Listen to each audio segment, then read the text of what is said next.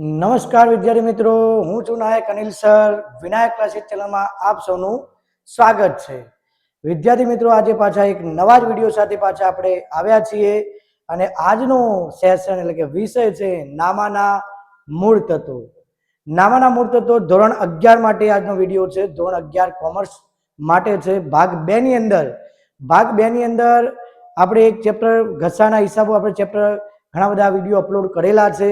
એ video તમે જોવાનું રાખજો વિદ્યાર્થી મિત્રો, તો ઘસાઓ ચેપ્ટર તમને આવડવા લાગશે. આજે આપણે એક નવા ચેપ્ટર સાથે પાછા મળ્યા છીએ, હુંડીઓ ચેપ્ટર નંબર 4 ભાગ 2 માં.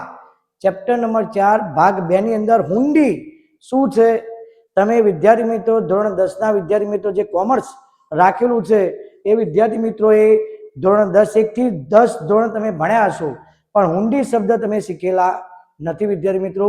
તો આજે આપણે આ હુંડી શબ્દ શું છે, કેવી રીતે વ્યાખ્યા બની છે, કોને આપી છે, એ તમામ પ્રકારની માહિતી આપણા વિડીયોમાં આપણે હુંડીનો અર્થ અને વ્યાખ્યા વિશે આપણે સમજાવીશું.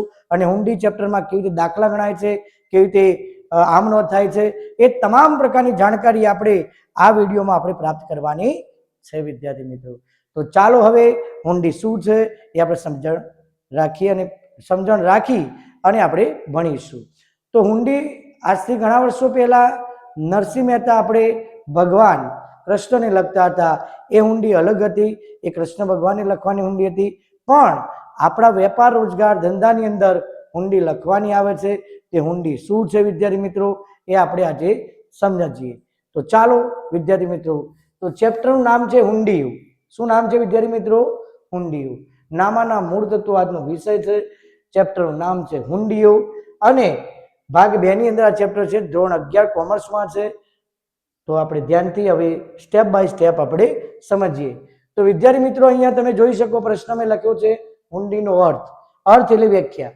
તો આ વ્યાખ્યા કેવી રીતે લખી શકાય, સમજી શકાય, એ આપણે ડીપમાં માહિતી આપણે આજના લેક્ચરમાં આપીશું.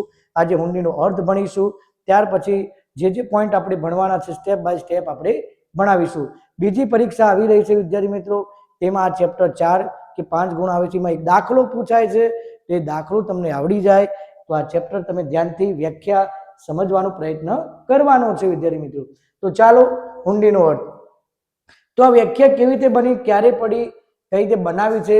તો ભારતમાં 1881 ક્યારે વિદ્યાર્થી મિત્રો? 1881 નેગોશિયેબલ ઇન્સ્ટ્રુમેન્ટ એક્ટ એક કાયદો બન્યો હતો કે નેગોશિયેબલ ઇન્સ્ટ્રુમેન્ટ એક્ટ 1881 યાદ રાખજો વિદ્યાર્થી મિત્રો. હુંડી ચેપ્ટર 1881 ભારતમાં જે નેગોશિયેબલ ઇન્સ્ટ્રુમેન્ટ એક્ટ દ્વારા આની વ્યાખ્યા એ લોકોએ બનાવી હતી, કાયદા પ્રમાણે વ્યાખ્યા બનાવી હતી. અને કાયદા પ્રમાણે વ્યાખ્યા ભણ્યા પછી એક શોર્ટ વ્યાખ્યા પણ હું તમને સમજાવવાનો પ્રયત્ન કરીશ કે હુંડી શું છે. તો ચાલો વિદ્યાર્થી મિત્રો, નામ યાદ રાખજો. ભારતમાં 1881 ચેપ્ટર નંબર 4 હુંડીઓ. ધોરણ 11 કોમર્સના વિદ્યાર્થીઓ હુંડી ચેપ્ટર તમને આવડી જશે અને બીજી પરીક્ષામાં તમે સંપૂર્ણ માર્ક્સ લાવી શકો એવો આપણે આ પ્રયત્ન કરવાનો છે. તો ચાલો ફરી એક વખત ભારતમાં 1881 નેગોશિયેબલ ઇન્સ્ટ્રુમેન્ટ એક્ટ યાદ રાખજો વિદ્યાર્થી મિત્રો. નેગોશિયેબલ ઇન્સ્ટ્રુમેન્ટ એક્ટ દ્વારા આ વ્યાખ્યા નીચે પ્રમાણે આપી છે. હુંડી એટલે, હવે ચાલુ થયો ધ્યાન આપજો, હુંડી એટલે એવો લેખિત દસ્તાવેજ. ધ્યાન આપજો વિદ્યાર્થી મિત્રો, લેખિત દસ્તાવેજ છે, મૌખિક નહીં. લેખિત દસ્તાવેજ. હુંડી કોઈની પાસેથી, દાખલા તરીકે હું તમારા જોડે કંઈક નાણાં માગતો હોઉં, કોઈ માલ સામાન વેચ્યો હોય તો એના નાણાં મારે લેવાના હોય તો પહેલાના સમયમાં હુંડી લખવામાં આવતી હતી વિદ્યાર્થી મિત્રો. એક ચેક સ્વરૂપે આ હુંડી હતી કે ભાઈ આજ રોજ મેં તમને જે માલ સામાન વેચ્યો છે તેના નાણાં મોકલવા વિનંતી કરશો જી. તો એ હુંડી લખી. આ હુંડી તમારા ઉપર લખી કે લેણદાર અને તમે મારા દેવાદાર. તો લેણદારે દેવાદાર પર લખેલો લેખિત દસ્તાવેજ છે વિદ્યાર્થી મિત્રો, એને હુંડી કહેવાય. શોર્ટમાં કહેવાય હુંડી. કોને કહેવાય? હુંડી કોને કહેવાય? લેણદારે દેવાદાર પર લખેલો એક દસ્તાવેજ છે. લેણદારે દેવાદાર પર, કે હું તમારા જોડે કંઈક માગતો હોય, પૈસા માગતો હોય, નાણાં માગતો હોય, તો હું તમારા ઉપર જે હુંડી લખું છું વિદ્યાર્થી મિત્રો સાંભળજો, હુંડી લખું છું એને લેખિત દસ્તાવેજ હું લેણદાર કહેવાઉં, તમે મારા દેવાદાર કહેવાઉં.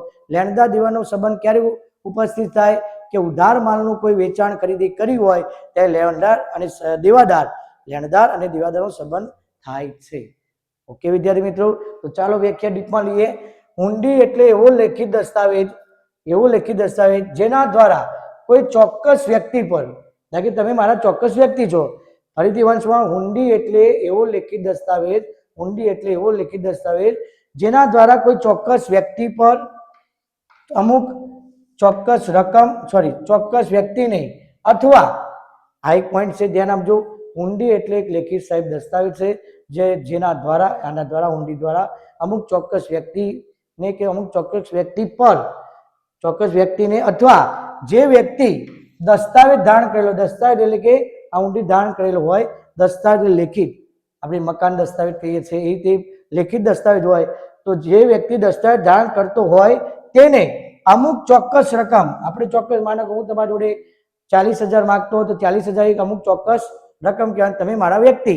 તો હુંડી એક લેખિત દસ્તાવેજ છે જેના દ્વારા અમુક ચોક્કસ વ્યક્તિ આ લખ્યું છે ને, અમુક કોઈ ચોક્કસ વ્યક્તિ પર અમુક ચોક્કસ વ્યક્તિને અથવા દસ્તાવેજ ધારણ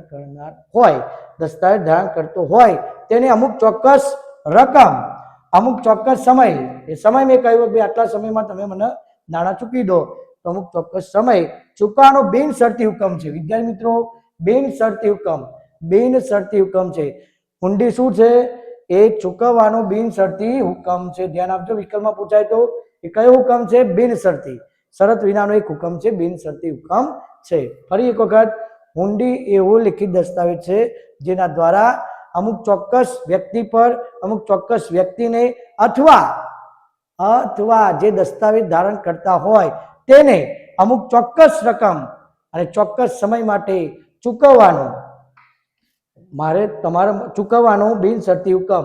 તમારે મને પૈસા ચૂકવવાના હોય તો મેં હુકમ કર્યો કે આટલા સમય, આટલી રકમ, અને આ વ્યક્તિ પર જે લખ્યું છે એ તમારે પૈસા કે નાણાં ચૂકવવા પડશે.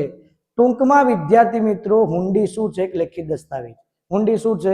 એક લેખિત દસ્તાવેજ, લેણદારે દેવાદાર પર લખેલો લેખિત દસ્તાવેજ. આટલું તમે ધ્યાન આપજો, પેપરમાં પણ આટલું લખો. પણ કાયદેસર નેગોશિયેબલ ઇન્સ્ટ્રુમેન્ટ એક્ટ દ્વારા જો કાયદેસર વ્યાખ્યા પૂછે 1881 પ્રમાણે, તો તમારે આ રીતે લખવી પડશે. હુંડી એક લેખિત દસ્તાવેજ છે જેના દ્વારા અમુક ચોક્કસ વ્યક્તિ પર, ચોક્કસ વ્યક્તિને અથવા દસ્તાવેજ ધારણ કરનાર હોય તો એ રકમ, અમુક ચોક્કસ રકમ, તેને અમુક ચોક્કસ રકમ તમારે આપવી પડે, એ અમુક ચોક્કસ સમય ચૂકવવાનો બિનશરતી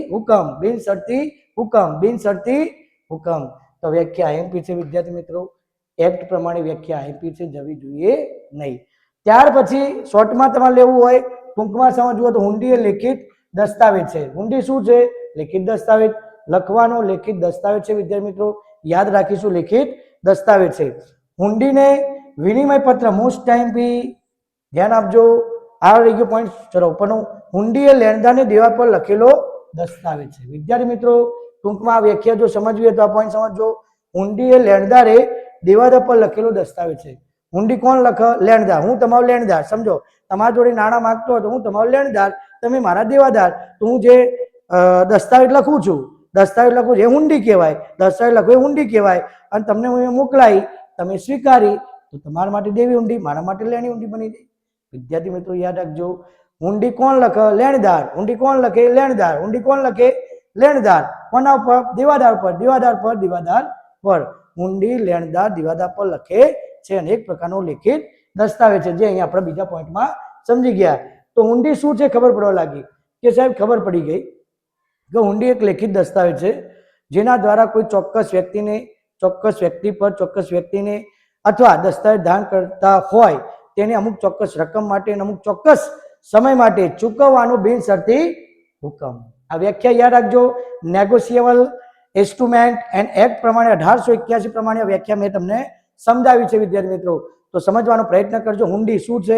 ટૂંકમાં પરીક્ષામાં આવે કે હુંડી શું છે, વ્યાખ્યા આપો.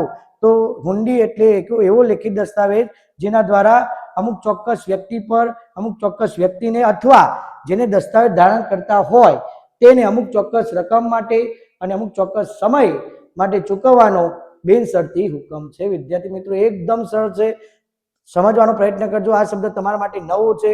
હુંડી શું છે? લેખિત દસ્તાવેજ. કોણ લખે? લેણદાર લખે. લેણદાર કોના પર લખે? દેવાદાર પર લખે. દેવાદાર પર લખે છે લેણદાર. ઓકે વિદ્યાર્થી મિત્રો, હુંડીને વિનિમય પત્ર તરીકે પણ ઓળખવામાં આવે છે. આઈએમપી મોસ્ટ આઈએમપી પરીક્ષા માટે અગત્યનો પોઈન્ટ આવ્યો કે હુંડીને બીજા કયા તરીકે ઓળખવામાં આવે છે? તો વિનિમય પત્ર. કયા તરીકે ઓળખવામાં આવે છે વિદ્યાર્થી મિત્રો? વિનિમય પત્ર. હુંડીને કયા નામથી ઓળખાય છે? વિનિમય પત્ર. વિદ્યાર્થી મિત્રો સમજણ પડે છે ને? હુંડીનું બીજું નામ વિનિમય પત્ર. આ વિડીયો ખાસ જોવાનો છે તો હુંડી વિશેનો કોન્સેપ્ટ જે ખ્યાલ છે એ સંપૂર્ણપણે આ વિડીયોની અંદર તમને ખબર પડી જશે. હુંડીની મુદત પૂરી થતા, સમજો વિદ્યાર્થી મિત્રો, હુંડીની મુદત પૂરી થતા નાણાં ચૂકવવા 3 દિવસ તમારા દાખલાની અંદર આવશે. દાખલો જ્યારે ગણીશું ત્યારે 3 દિવસ છૂટના મળે છે. તો સરકારે જ્યારે હુંડી મુદત પાકે, માનો કે તમારે બેંકમાં ફિક્સ કરાવી હોય, આજની તારીખ માનો કે 18 તારીખ છે, તો 18 તારીખે આપણે 18/12/2025 નાણાં બેંકમાં મૂક્યા, તો આવતા 12મા મહિના 18/12/2026 નાણાં મુદતે પાકે. એટલે મુદત કહેવાય.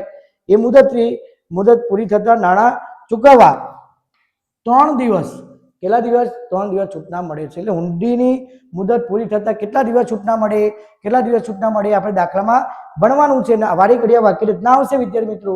3 દિવસ છૂટના મળે. કેટલા દિવસ? 3. ચલો, હુંડીને બીજા કયા નામથી ઓળખાય? વિનિમય પત્ર. આ તમે સ્ક્રીનશોટ પાડી લેજો વિદ્યાર્થી મિત્રો.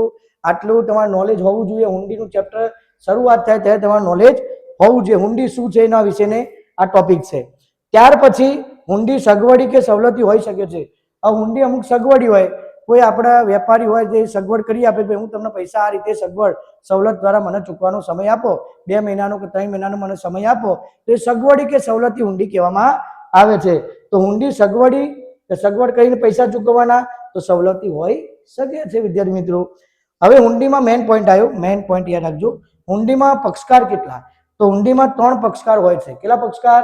હુંડીમાં પક્ષકારની વાત કરીએ કેટલા હોય છે વિદ્યાર્થી મિત્રો? 3. કેટલા પક્ષકાર? 3. કેટલા પક્ષકાર? 3. કેટલા પક્ષકાર? 3. પહેલું છે હુંડી લખનાર, જો મેં લખ્યું હોય. હુંડી સ્વીકારનાર એટલે તમે, હું લખું એ લખનાર, તમે સ્વીકારનાર, અને હુંડીના નાણાં મેળવનાર. આ 3 પક્ષકાર હુંડીમાં હોય છે વિદ્યાર્થી મિત્રો. ધ્યાનથી જોઈ શકો છો તમે. હુંડીમાં કેટલા પક્ષકાર હોય? કેટલા પક્ષકાર હોય? તો 3 વિદ્યાર્થી મિત્રો. હુંડી લખનાર, હુંડી સ્વીકારનાર અને હુંડીના નાણાં મેળવનાર. વિદ્યાર્થી મિત્રો, હુંડી શું છે એના પોઈન્ટ 1, 2, 3, 4, 5, 6 અને 7મા પોઈન્ટ વિશે હુંડી કોઈ પૂછે તો હુંડી વિશે તમને માહિતી મળી ગઈ. હુંડી સાહેબ હવે ખબર પડી કે હુંડી એક લેખિત દસ્તાવેજ છે જે ચોક્કસ વ્યક્તિ પર, ચોક્કસ વ્યક્તિને અને જે દસ્તાવેજ ધારણ કરેલા હોય તેને ચોક્કસ રકમ, ચોક્કસ સમય માટે ચૂકવવાનો બિનશરતી હુકમ છે. 1881માં નેગોશિયેબલ ઇન્સ્ટ્રુમેન્ટ એક્ટ દ્વારા આ વ્યાખ્યા જાહેર કરવામાં આવી હતી. મેં શોર્ટમાં સમજાવી. હુંડી એ લેખિત દસ્તાવેજ છે. હુંડી એ લેણદાર એ દેવાદાર પર લખેલો દસ્તાવેજ છે. આ એકદમ ઈઝી છે. આ પોઈન્ટ ઉપર ખાસ ધ્યાન આપજો. કોઈ ટૂંકમાં પૂછે, જો અમુક ચોક્કસ વ્યક્તિ, આપણે પૈસા કોના જોડે માંગતા હોય? વ્યક્તિ પર, તો ચોક્કસ વ્યક્તિ પર અમુક જે દસ્તાવેજ ધારણ કરેલા હોય તેને અમુક ચોક્કસ રકમ માટે, ચોક્કસ સમય માટે ચૂકવવાનો, એને ચૂકવવાનો બિનશરતી હુકમ કર્યો કે ભાઈ તું મને નાણાં ચૂકવી દે. તો એનું નાણાંનું ચૂકવવામાં આવે તેનું નામ હુંડી કહેવાય. તો હવે વિદ્યાર્થી મિત્રો, હુંડી શું છે સમજણ પડી ગઈ. ચેપ્ટર નંબર 4 છે. જરા ધ્યાનથી સ્ક્રીનશોટ પાડી લેજો અને આ વિડીયો અચૂક જોવાનું છે. હુંડી લેખિત દસ્તાવેજ છે. એનું બીજું નામ યાદ રાખજો, વિનિમય પત્ર. તો વિકલ્પમાં પૂછાયેલું છે. હુંડીમાં કેટલા પક્ષકાર હોય? હુંડી લખનાર, તમે સ્વીકારનાર, નાણાં મેળવનાર, ત્રીજો થર્ડ પાર્ટી પણ હોઈ શકે છે અને મને પણ નાણાં મળે છે. તો જ્યારે આપણે દાખલો ગણીશું ત્યારે તમારી ડીપમાં માહિતી તમને મળી જશે 1 by 1. આજે લેક્ચર નવો છે તો તમે સમજવાનો પ્રયત્ન કરીશું. હુંડી શું છે તમે સ્કૂલમાં પણ ભણ્યા છો, આ લેક્ચર પણ ભણજો તો ખાસ તમને યાદ રહેશે. તો વિદ્યાર્થી મિત્રો, જો વિડીયો ગમ્યો હોય તો આ વિડીયોને લાઈક કરજો, કોમેન્ટ કરજો, શેર કરજો અને સબસ્ક્રાઈબ પણ કરવાનું છે. પણ જે વિદ્યાર્થીઓએ સબસ્ક્રાઈબ કર્યું છે એને ફરીથી સબસ્ક્રાઈબ કરતા નહીં, અનલોક થઈ જશે. ત્યાર પછી આ વધુ વિદ્યાર્થીઓને શેર કરજો વિદ્યાર્થી મિત્રો, તો બીજા વિદ્યાર્થીઓ પણ આ હુંડી શું છે જાણકારી મળી જાય. તો આજનો સેશન અહીં આપણે પૂરો કરીએ છીએ. જય હિન્દ.